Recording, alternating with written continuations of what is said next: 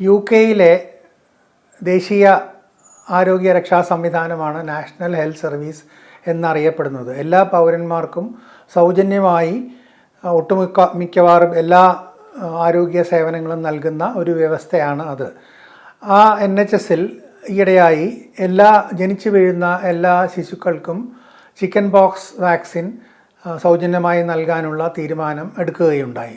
Chicken പോക്സിനെതിരായുള്ള vaccine നമ്മുടെ പ്രചാരത്തിൽ വന്നിട്ട് കുറച്ച് വർഷങ്ങളായി, 10-20 വർഷമെങ്കിലുമായി കാണും, അതിന് കൂടുതലുമായെങ്കിലേ ഉള്ളൂ. പക്ഷേ പല സിസ്റ്റങ്ങളിലും നമ്മുടെ നാട്ടിലടക്കം ഇതൊരു വോളണ്ടറി വാക്സിനേഷനാണ്. അതായത് മാതാപിതാക്കന്മാർ തീരുമാനിച്ചാൽ അവർക്ക് വന്ന് എടുക്കാവുന്ന ഒരു വാക്സിനാണ്, പലപ്പോഴും സൗജന്യമല്ല. ഇതേ രീതിയായിരുന്നു NHSലും പിന്തുടർന്നുകൊണ്ടിരുന്നത്. എന്നാൽ ഇപ്പോൾ അവർ അത് സൗജന്യമാക്കാൻ തീരുമാനിച്ചു.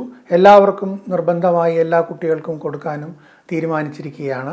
കാരണം ഈ ചിക്കൻ പോക്സ് ഭാവിയിലുണ്ടാകുന്ന പല വൈഷമ്യങ്ങൾക്കും സങ്കീർണതകൾക്കും തടയിടാൻ വേണ്ടിയാണ് ഈ ഒരു തീരുമാനം NHS എടുത്തിരിക്കുന്നത്.